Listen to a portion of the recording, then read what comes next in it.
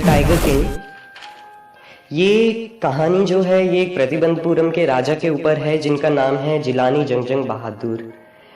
उन्होंने अपने नाम के साथ बहुत सी उपाधियां जोड़ रखी थी, लेकिन उन्हें अक्सर एक नाम से बुलाया जाता था जो कि था टाइगर किंग। अब इस नाम के पीछे एक बहुत ही रोचक कहानी है। जब उनका जन्म हुआ था तो एस्ट्रोलॉजर्स ने ये भविष्यवाणी की थी कि टाइगर किंग को एक दिन मरना होगा। युवराज 10 दिन का था जब एस्ट्रोलॉजर्स ने ऐसा कहा था। बच्चा एकदम बोल पड़ा। उन सभी को जिनका जन्म हुआ है एक दिन मरना होगा। उसका कुछ अर्थ हो सकता था यदि तुम उस मृत्यु का ढंग भी हमें बता सकते। एक बच्चे के मुंह से ये सब बातें सुनकर सब चकित थे, लेकिन जो एस्ट्रोलॉजर था उसने इसको कुछ बताने की कोशिश की, इसको समझाने की कोशिश की। उसने कहा कि क्योंकि जो युवराज है वो बुल राशि में पैदा हुआ है और बुल और टाइगर जो है वो आपस में दुश्मन होते हैं, तो जो युवराज है उसकी मृत्यु का कारण एक टाइगर होगा। अब जो है युवराज जो है वो बोला let the tiger be aware. यह सब बात जो थी जो आपने अब तक सुनी है वो सब एक अफवाह थी, लेकिन प्रतिबंधपुरम के हर इंसान को ये बात पता थी और वो इस बात पर चर्चा किया करते थे और एस्ट्रोलॉजर्स भी इस बात पर जो है अपनी चर्चा किया करते थे। युवराज जो है अब बड़ा हुआ और उसे महाराजा बना दिया गया। अब ये जो बात थी उसके कानों में पड़ी कि उसकी मृत्यु का कारण एक टाइगर होगा। प्रतिबंधपुरम राज्य में बहुत से जंगल थे, तो वहां उन जंगल में टाइगर्स का नंबर भी बहुत था और युवराज को ये याद था, ये कहावत याद थी कि अपनी आत्मरक्षा के लिए तो गाय को भी मार सकते हैं। आत्मरक्षा में बाघों को मार देने में निश्चय ही कोई एतराज नहीं हो सकता था। महाराज ने बाघों का शिकार करना शुरू कर दिया और वह बहुत ही खुश हुआ जब उसने अपना पहला शिकार किया। पहले बाघ को उसने जब मारा और उसने ज्योतिषी को बुलाया, राज्य ज्योतिष था जो, उसको बुलाया और कहा अब आप क्या कहेंगे। ज्योतिष ने झिझकते हुए कहा कि महाराज चाहे आप 99 टाइगर्स को मार दें, लेकिन जो 100 टाइगर होगा वो आपकी मृत्यु का कारण बनेगा। अब महाराज ने प्रतिज्ञा कर ली थी कि जब तक वो 100 टाइगर्स को नहीं मार देता तब तक वो राज्य के किसी भी अन्य काम की तरफ ध्यान नहीं देगा। और उसने पूरे राज्य में ये एक घोषणा करवा दी कि महाराजा के अतिरिक्त और कोई भी बाघों का शिकार नहीं कर सकता। अब शुरू में महाराजा ने एक के बाद एक टाइगर्स को मारा, जिनको मारने में उसे बहुत से कठिनाइयों का सामना भी करना पड़ा। एक अन्य अवसर था जब उसने अपने सिंहासन को जो है खतरे में देखा।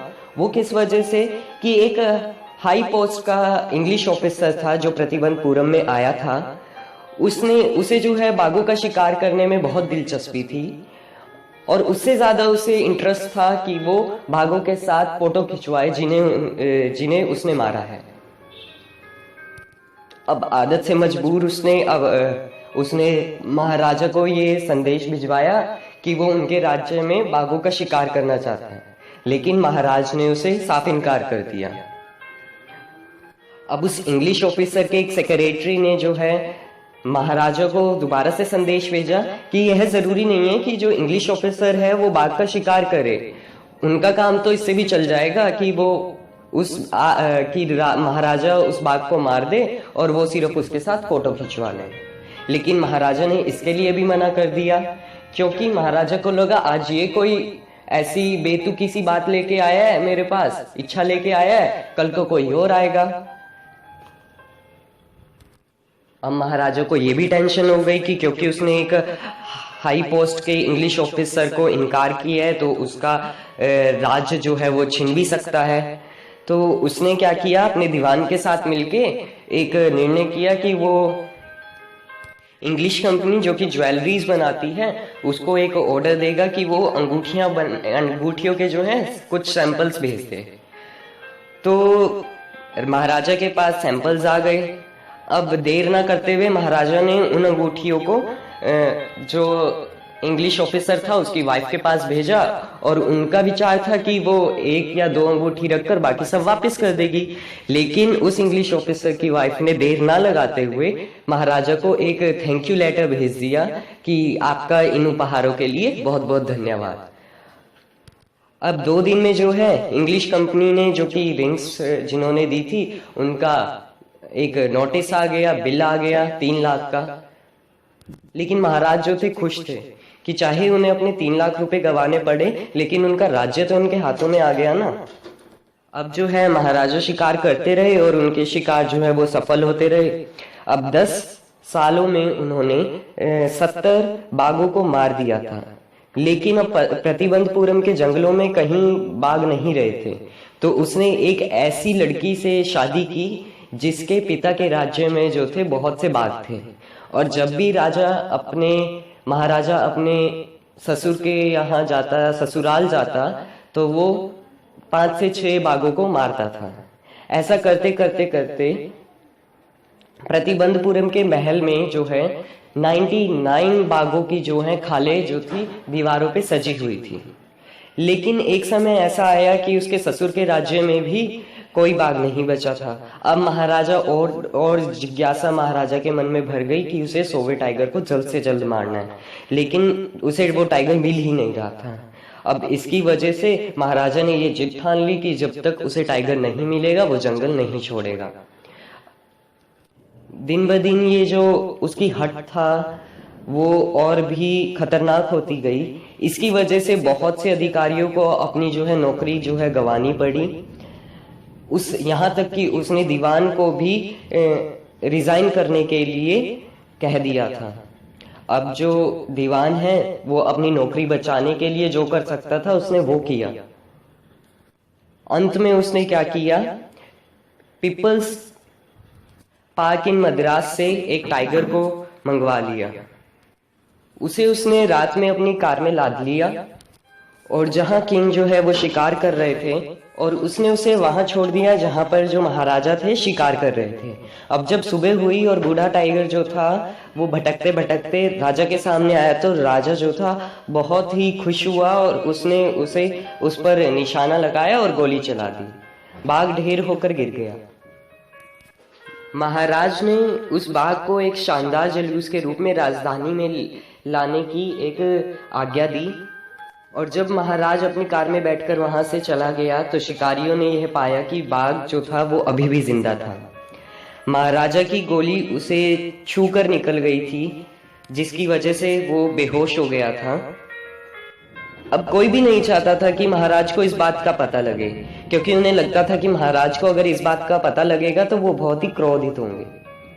तो उन्होंने ये निर्णय किया शिकारियों ने कि वो खुद ही उसे मार देंगे। तो एक शिकारी ने निशाना साधा और उसे गोली मार दी और जो टाइगर था वो मर गया। जैसी महाराज ने उन्हें आज्ञा दी थी, अब उन्होंने उसी तरह उसका पालन किया और उसे जो टाइगर को जो है उसको जुलूस की शक्ल में जो है राज्य से निकाला और फिर उसे दफना दिया गया। कुछ दिनों बाद जो है महाराजा के जो पुत्र था उसका 3रा जन्मदिन मनाया गया। अब तक महाराजा के पास अपने पुत्र के लिए कोई समय नहीं था, किंतु अब वह चाहता था कि अपने पुत्र के साथ कुछ समय बिताए। और वह अपने पुत्र को जो है एक विशेष गिफ्ट देना चाहता था। उसने नगर में हर दुकान छान डाली। अंत में उसे एक खिलौने की दुकान में लकड़ी का बना एक बाघ मिल गया। राजा को लगा कि ये जो बाघ है लकड़ी का जो बना हुआ है इसे देना बहुत ही अच्छा होगा और उसके जो लड़का है उसे भी ये पसंद आएगा। उस दिन जो है पिता और पुत्र दोनों सारा दिन उस लकड़ी के बाघ के साथ खेलते रहे। पर ये जो लकड़ी का बाघ था ना उसे एक अनाड़ी ने बनाया था और उसके पूरे सरफेस पे जो है छोटी छोटी लकड़ी की छिपटें थी। इनमें से एक जो थी वो महाराजा के राइट हैंड में लगी, लेकिन महाराजा ने उसे निकाल दिया। पर राजा के हाथ में संक्रमण फैल गया, मतलब राजा के हाथों में जो है इन्फेक्शन फैल गया। 4 दिन में ही वह पूरी तरह में पूरी तरह से फैल गया और उसके पूरे राइट हैंड में वो फैल गया था। 3 प्रसिद्ध सर्जन्स को बुलाया गया उसे ऑपरेट करने के लिए।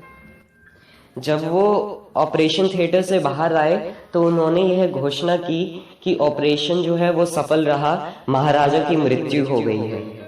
इस प्रकार आखिर 100वें बाघ ने टाइगर किंग से अपना बदला ले लिया। होप आप सभी को ये द टाइगर किंग स्टोरी अच्छी लगी होगी। फिर मिलेंगे एक नए चैप्टर के साथ।